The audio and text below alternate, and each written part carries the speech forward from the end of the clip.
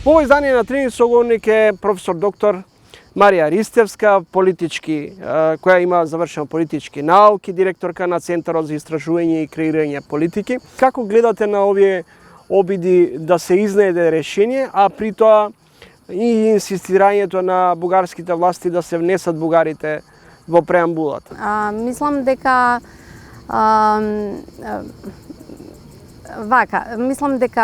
барањата на Софија се резултат на преседанот кој што е направен со Преспа, односно научена лекција и едно копи карбон однесување да се искористи позицијата која што Софија има како членка на Унијата преку преговорите во ЕУ за членство во ЕУ да се инсистира, односно да се доведе Македонија до ситуација да се согласи на барањата на официјална Софија, кои што се барања кои што завлегуваат длабоко на правата на самоопределување, на правата на имање на сопствен историски мит за настанување на државата и едноставно за на внатрешно владење и уредување на државата како што по сите демократски принципи, заради тоа што внесувањето на или промената на било кој дел од уставот, но и на внесувањето на било кој дел од народите треба да ја рефлектира исто така и демократскиот капацитет и потребите и интересите на граѓаните кои што живеат тука. Ние не сме имале притисок од внатре за внесување на бугарите во уставот. Знаеме и колкав број имаме официјални податоци и така натаму. Отпорот кој што го гледам е исто така и дел од политичката стратегија кој што оваа власт, која што во моментот имаме, ја има, а тоа е дека тие дојдоа на избори со цврст став дека нема да подлегнат на притисоците на официјална Бугарија, дека ќе изнајдат некое решение кое што е креативно, кое што ќе ни даде гаранција, нема да не остави во еден недоглед на повлекување од нашите национални интереси. Што вие препознавате под инсистирањето на македонската страна да се пронајде креативно решение во релациите Скопје-Софија?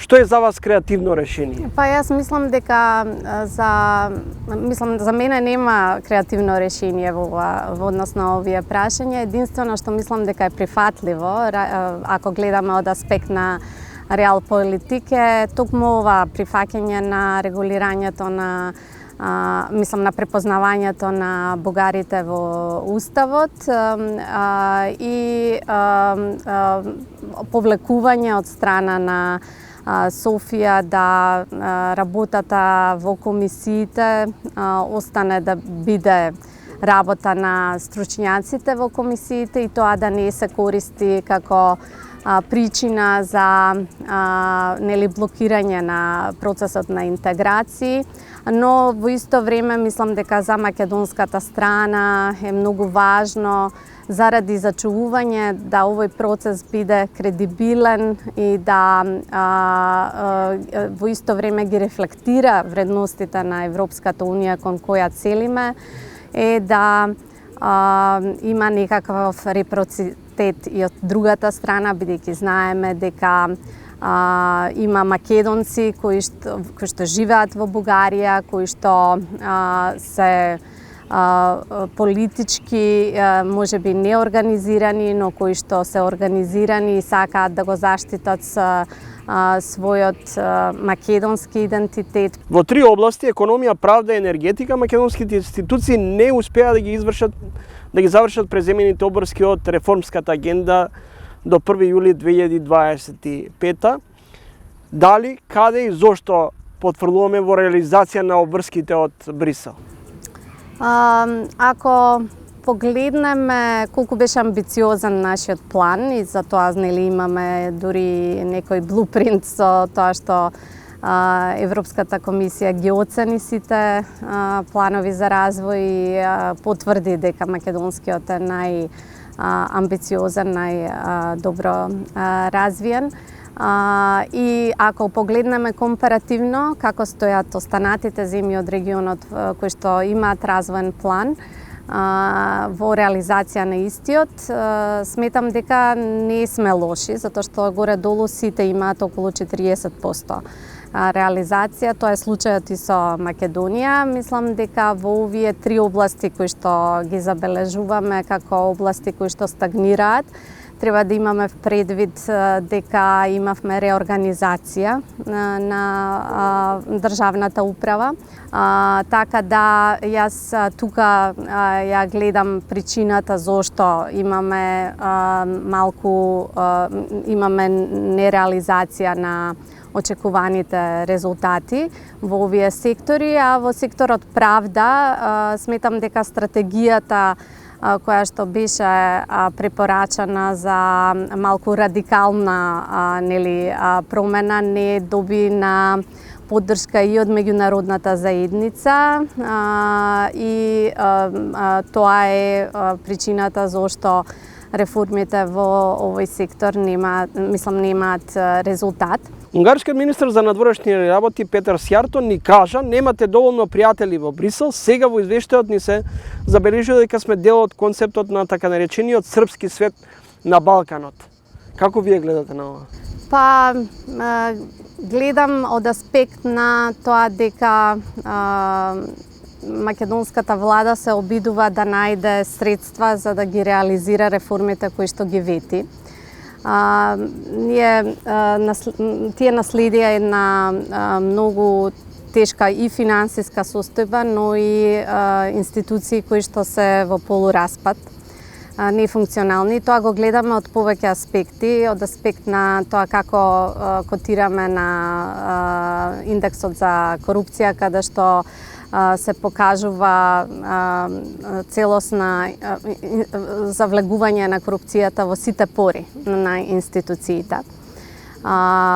И сметам дека за да може да се постигнат реформските ветувања, дека потребно е и европска перспектива, која што очигледно ја нема, и тоа мислам дека не е случај само за Македонија, мислам дека е случај за целиот Балкан. Повторно ќе кажам, јас сум реалист кој што реално ги анализира состојбите. Европската унија во моментов не е спремна за проширување.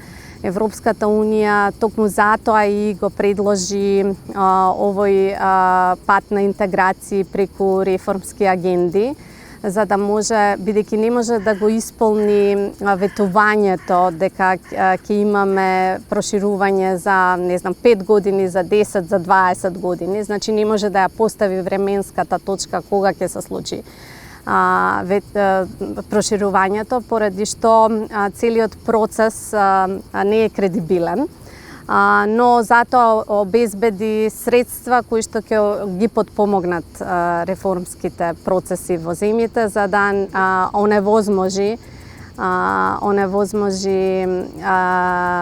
да се земјите од Западен Балкан откажат од целата иницијатива да станат членки на Унијата.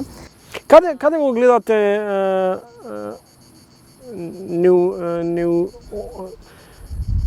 обидите да се справиме, а не доволно во битката против корупцијата, неказнивоста и да ја вратиме на некој начин на здрави нозе за правната сигурност во земјата? Добро, овие две прашања јас ќе ги скомбинирам заради тоа што во суштина се работи за оној дел од извештајот на Европската комисија кој што неодамна беше објавен и се однесува на во суштина една блага критика дека македонската влада договара кредити со Унгарија и на тој начин станува под влијание и на Кина, под предпоставка дека оттаму е изворот на средствата. или пак дека се уште се чувствува нели преку Србија и руското влијание. Овие тврдења се разбира може да бидат прифатливи само доколку се обезбедат повторно ќе кажам, само доколку европската интеграција како процес е кредибилен процес и процес кој што овозможува доволно средства за да се реализираат сите реформи. Тие се условени нели со одлуките кои што се носат и прашање е дали се доволни. Имаме ли капацитет и дали допрва ангажирањето на невладиниот сектор е помалку и задоцнет чекор? Мислам дека за ова се зборуваше доста долго, дури имаше и некоја стратегија која што се правеше во времето кога вице-премиер за европски интеграции беше Бојан Маричич. Сметам дека е единственото решение како да се помогнат и поттурнат реформите, да се случат побрзо, особено да се реализираат овие финансиски средства кои што ни се даваат како поддршка на реформските процеси со планот за развој.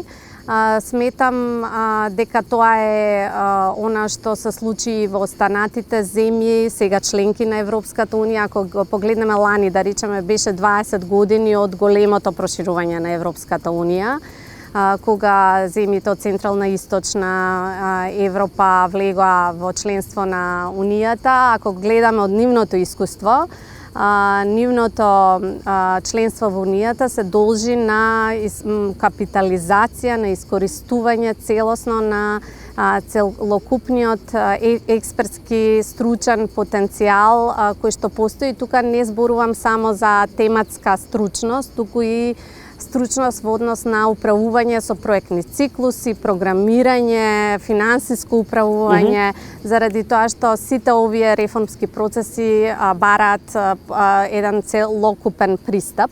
И тука мислам дека предноста и потенцијалот кој што треба македонската влада да го гледа е во една активна, конструктивна соработка со невладиниот сектор и со севкупната експертска јавност, учејќи од овој пример на земјите кои што пред 20 години станаа членки на Европската унија. Благодарам за разговорот. Ви благодарам и јас вам.